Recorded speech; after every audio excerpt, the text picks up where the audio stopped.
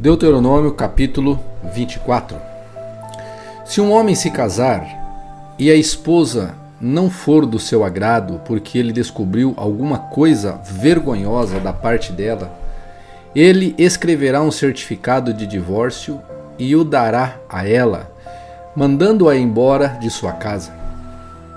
Depois de partir, ela poderá se casar com outro homem.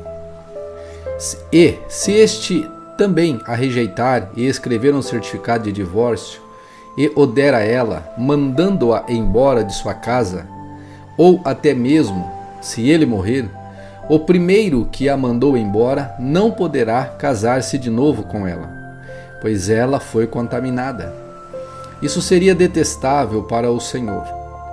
Não tragam a culpa sobre a terra que o Senhor, o seu Deus, lhes dá como herança. O homem recém-casado não será recrutado para o serviço militar, nem receberá nenhuma outra responsabilidade oficial. Estará livre para passar um ano em casa, proporcionando alegria à mulher com quem se casou.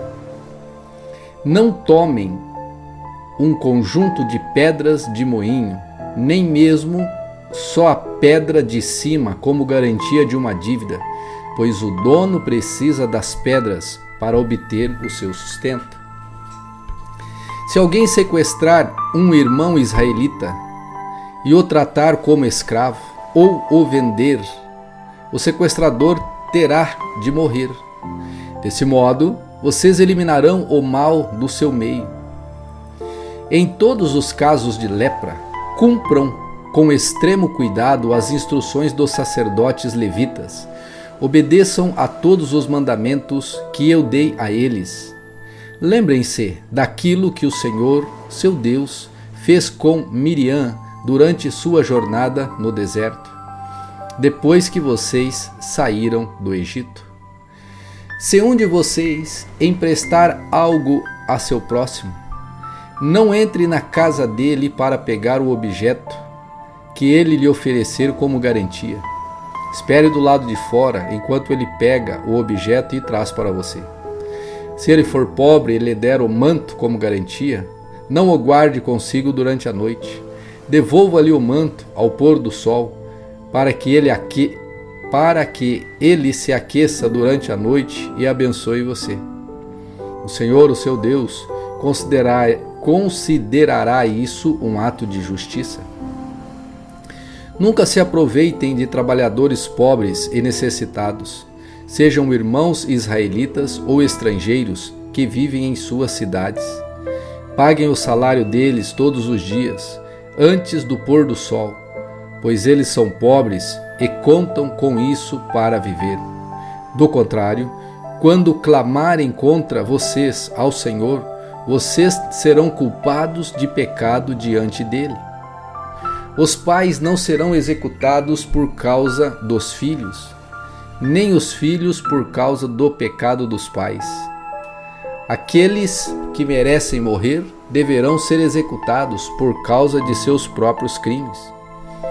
Sejam justos com os estrangeiros e os órfãos que vivem entre vocês, e jamais aceitem a roupa de uma viúva como garantia por sua dívida. Lembrem-se de que vocês foram escravos no Egito e de que o Senhor, o seu Deus, os libertou da escravidão. Por isso eu lhes dou estas ordens. Quando estiverem fazendo a colheita de suas lavouras e se esquecerem um feixe de cereal no campo, não voltem para buscá-lo. Deixem-no para os estrangeiros, para os órfãos e para as viúvas. Então o Senhor, o seu Deus, os abençoará em tudo que fizerem. Quando sacudirem as azeitonas de suas oliveiras, não passem pelos mesmos ramos duas vezes. Deixem as azeitonas restantes para os estrangeiros, os órfãos e as viúvas. Quando colherem uvas em seus vinhedos, não passem novamente pelas videiras. Deixem as uvas restantes para os estrangeiros, os órfãos e as viúvas. Lembrem-se de que vocês foram escravos na terra do Egito. Por isso eu lhes dou estas ordens. Deuteronômio capítulo 25. Quando duas pessoas brigarem e o caso chegar a um tribunal, os juízes declararão que uma pessoa tem razão e a outra está errada. Se a pessoa que está errada for sentenciada a receber açoites, o juiz ordenará que ela se deite e seja açoitada na presença dele, com um número de açoites proporcional ao crime. Jamais ultrapassem, porém, 40 açoites. Mais que 40 açoites seria uma humilhação pública para seu irmão israelita. Não amordassem o boi para impedir que ele coma enquanto debulha os cereais. Se os dois estiverem morando juntos na mesma propriedade e um deles morrer sem deixar filhos, a viúva não se casará com alguém de fora da família. O irmão do seu marido se casará com ela e eles terão relações sexuais. Desse modo, ele cumprirá os deveres do cunhado. O primeiro filho que ela tiver com ele será considerado filho do irmão falecido, para que seu nome não seja esquecido em Israel. Se, contudo, o homem se recusar a casar-se com a viúva de seu irmão, ela irá até a porta da cidade e dirá às autoridades ali reunidas: o irmão do meu falecido esposo se recusa a preservar o nome do irmão em Israel. Não quer cumprir os deveres do cunhado, casando-se comigo. As autoridades da cidade o convocarão e conversarão com ele. Se ainda assim ele insistir e disser: não quero me casar com ela, a viúva se aproximará do homem na presença das autoridades, tirará a sandália do pé dele e cuspirá em seu rosto. Em seguida ela declarará: é isso que acontece com o homem que se recusa a dar filhos a seu irmão. Desse dia em diante, a família dele será chamada em Israel de a família do descalçado. Se dois israelitas brigarem e a esposa de um deles, na tentativa de livrar o marido de quem o agride, agarrar os órgãos genitais do outro homem, cortem a mão da mulher, não tenham pena dela. Quando pesarem mercadorias, usem balanças precisas. Usem também medidas completas e justas. Sim, usem sempre pesos e medidas exatos e justos, para que tenham vida longa na terra, que o Senhor, o seu Deus, lhes dá. Quem engana com pesos e medidas desonestos é detestável ao Senhor, o seu Deus. Nunca se esqueçam daquilo que os amalequitas lhes fizeram quando vocês saíram do Egito. Eles os atacaram quando vocês estavam cansados e esgotados, e feriram mortalmente os mais fracos que ficaram para trás. Não temeram a Deus. Portanto, quando o Senhor, o seu Deus, lhes proporcionar descanso de todos os seus inimigos na terra que ele lhes dá como herança, destruam os amalequitas e apaguem a memória deles de debaixo do céu. Jamais esqueçam disso. Deuteronômio capítulo 26. Dízimos e ofertas das colheitas. Quando tiverem entrado na terra que o Senhor, o seu Deus, lhes dá como herança, e a tiverem conquistado e se estabelecido nela, coloquem num cesto alguns dos primeiros frutos de cada colheita que produziram e levem-no ao lugar que o Senhor, o seu Deus, escolher para a habitação do seu nome. Dirijam-se ao sacerdote que estiver de serviço naquela ocasião e digam-lhe: com esta oferta reconheço diante do Senhor, seu Deus, ter encontrado ou ter entrado na terra que o Senhor jurou a nossos antepassados que nos daria. O sacerdote pegará o cesto de suas mãos e o colocará no altar diante do Senhor, o seu Deus. Então vocês declararão na presença do Senhor, o seu Deus: meu antepassado Jacó era um nômade arameu que viveu, ou melhor, que foi viver no Egito como estrangeiro. Quando chegou, sua família não era numerosa, mas no Egito ele se tornou uma grande e poderosa nação. Quando os egípcios nos oprimiram e nos humilharam, sujeitando-nos à escravidão, clamamos ao Senhor, o Deus de nossos antepassados. O Senhor ouviu nossos clamores e viu nossas dificuldades, nosso trabalho árduo e a opressão que sofríamos. Por isso, o Senhor nos libertou do Egito com mão forte e um braço poderoso, com atos temíveis, sinais e maravilhas. Trouxe-nos para este lugar e nos deu esta terra que produz leite e mel com fartura. E agora, Senhor, trago os primeiros frutos da colheita que, do solo, me deste. Em seguida, coloquem o cesto diante do Senhor, o seu Deus, e prostrem-se diante dele em adoração. Depois disso, alegrem-se por todas as coisas boas que o Senhor, o seu Deus, tem dado a vocês e às suas famílias. Lembrem-se de incluir na celebração os levitas e os estrangeiros que vivem entre vocês. A cada 3 anos, separem um novilho especial de suas colheitas. Nesse ano, entreguem seus dízimos aos levitas, aos estrangeiros, aos órfãos e às viúvas, para que eles comam até se saciarem e saciarem as suas cidades.